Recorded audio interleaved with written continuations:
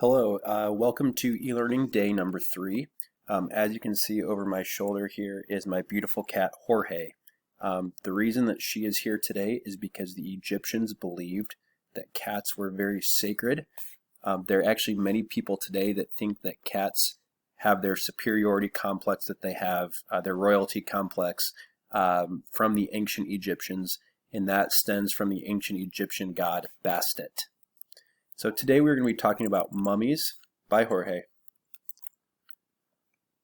So this PowerPoint, I will warn you, is rated E for extra.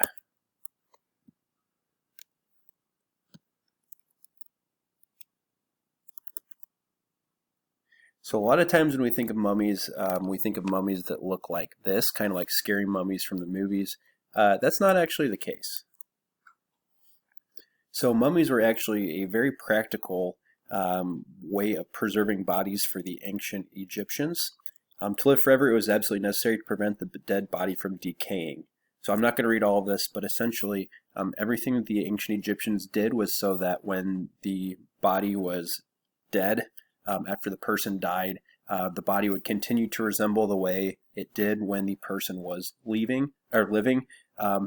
We read last class, the Ka spirit would leave the body and come back, and it was essential that when the spirit came back from the afterlife, it was able to recognize the body. So here's the oldest mummy ever found. Her name is Ginger, and she dates back to about 3300 BC. So she's looking pretty good for being about 5,000 plus years old, I must say. So here are the steps of the mummification process. Step number 1, when someone died, their body would be washed completely clean in the Nile River.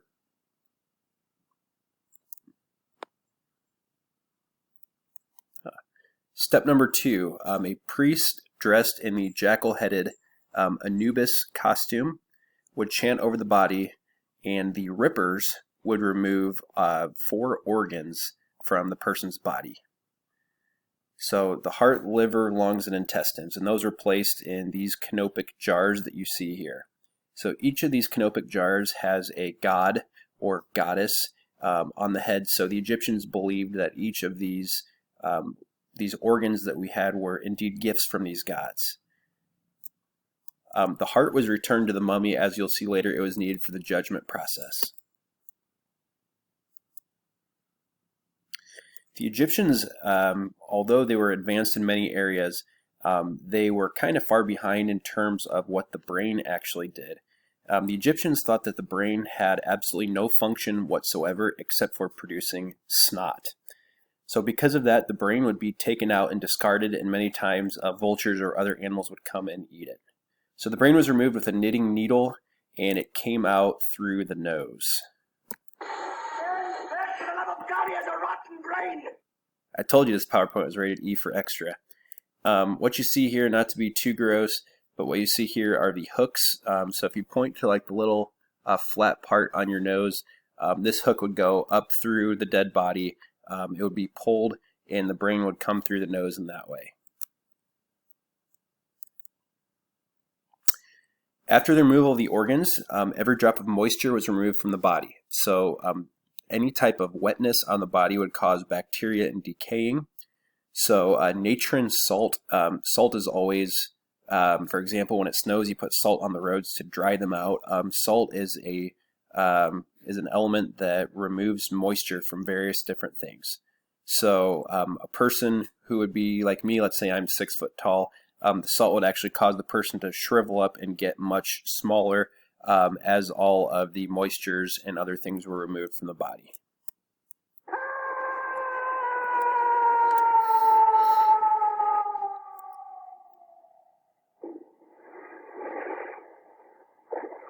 Yes, that is necessary. Thank you for asking. For 40 days of the 70-day mummification process, efforts were made to make sure all the water was out of the body to prevent mold, fungus, and bacteria. And after this, salt will be poured on the mummies, and they just kind of hang around for over a month.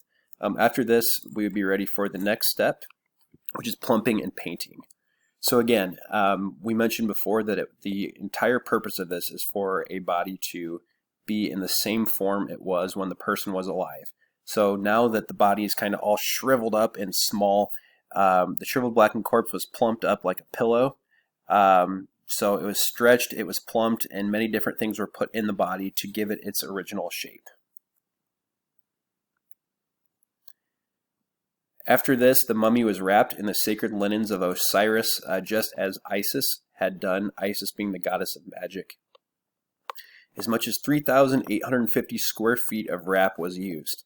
So if you're doing a little math, if there's 5,280 feet in a mile, this would be almost actually more than two, about, 3 laps around the woodside track of wrap being used for one body.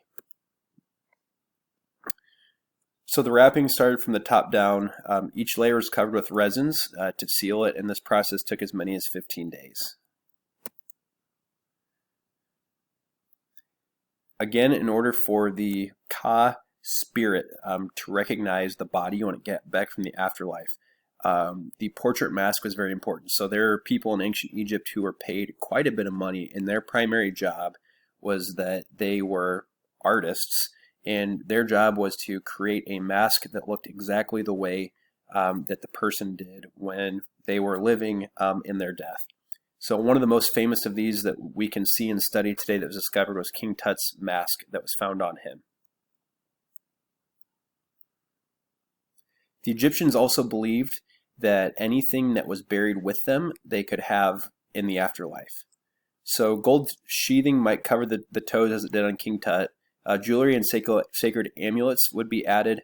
So amulets are like good luck charms that might be needed to help someone in the afterlife. Jewelry would be, it's kind of a sign of wealth and status on this earth. So people who are wealthy wanted to have that same upper class status with nice things in the next life. Many cases, when you die, your teeth fall out, the teeth would be reattached or added, and name tags would be placed on the mummy, so it was known to everyone who this person was.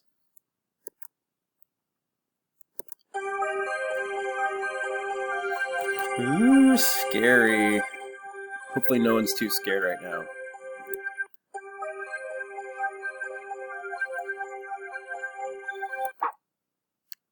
After the 70-day preparation process, actual burial would take place.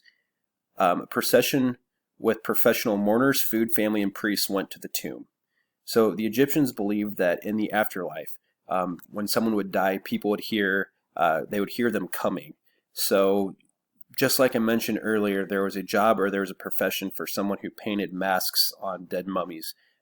People actually got paid and made a living being professional mourners. So someone who mourns, if you're mourning the loss of someone, sometimes you cry, you're very sad, but these people would be paid money to show up at funerals and cry and wail and scream to the gods for people who they may not have ever even known. So in the final step, the priest dressed as Anubis opens the mummy's mouth. This awakens the senses and allows the soul to return to the body. So the Ka spirit that we talked about that leaves the body and goes to the afterlife and comes back, comes and goes through the mouth. And dancing mummies, why? Just because. Is that necessary, Mr. Yale? Yes, it is. Thanks for asking.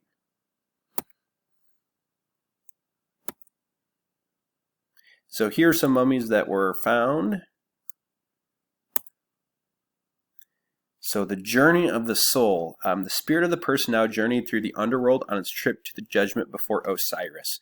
So Osiris is the god of the underworld. He's the green guy who's going to preside over who does and who does not ultimately get into the afterlife. We'll skip through these. So ultimately, at the end, many major world religions, Christianity, Islam, Judaism, believe in like a day of judgment, where you will become before a god and you'll have to account for your actions here on earth. What you see here is the Egyptian day of judgment. So Thoth is the recorder or the scribe here. Anubis is presiding over this process. So ancient Egyptians believed that every time you would sin, every time you would be greedy, anytime you would want more than what you have, anytime you would curse someone or curse a god, those sins or those actions would cause your heart to get really, really heavy.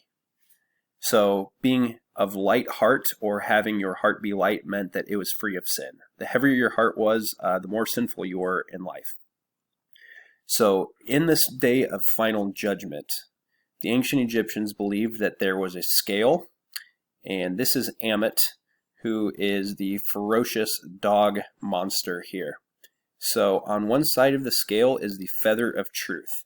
So the feather of truth is the weight of what a heart had to weigh to be acceptable. So again, if someone's heart was extremely heavy because it was full of sin and other vices, the heart would weigh more than the feather. And according to Egyptian religious belief, the dog Ammit would consume the heart right here on the spot. If the heart weighed the same as the feather of truth, meaning throughout one's life they lived with virtue and kindness, that heart would then be flown back to the body. It would go into the person's soul through the Ka spirit, then that person would be granted admittance into the Egyptian afterlife.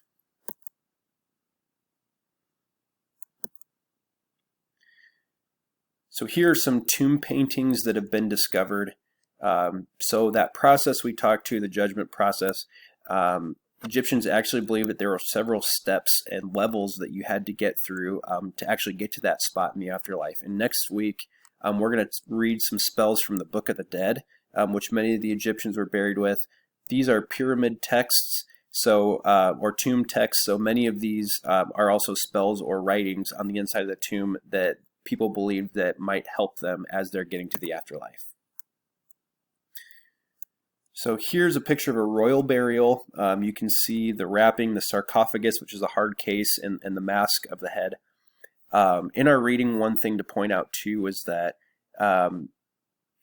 this process of mummification was only for the extremely wealthy.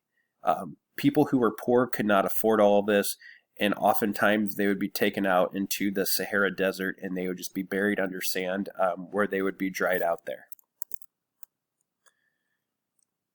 So these are all artifacts that were found in Egyptian tombs. So you see various jewelries here. So the mummy cases are these giant wooden sarcophaguses that you see here. Child mummy,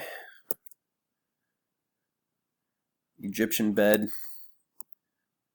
nice pillow. You see the metal part here. Okay. Not only people were made mummies. A kite mummy, so this would be of a bird. A vulture mummy for the goddess Mut, who is a vulture. And like I said, cats are sacred. The cat mummy for the goddesses Bastet and Sekhmet. So the Egyptians weren't the only people to make mummies. Here's a mummy found called the Iceman in Italy. South America, Momia Juanita, or Mummy Juanita. Russia, you see the Ice Maiden. North America, looks real creepy actually. Koakatsak. So thank you for watching this information. Hopefully this did not ruin your lunch or dinner plans. What we are going to do now is hopefully you have your quiz open already. There is a brief Canvas quiz over this PowerPoint. Hope you have a great day.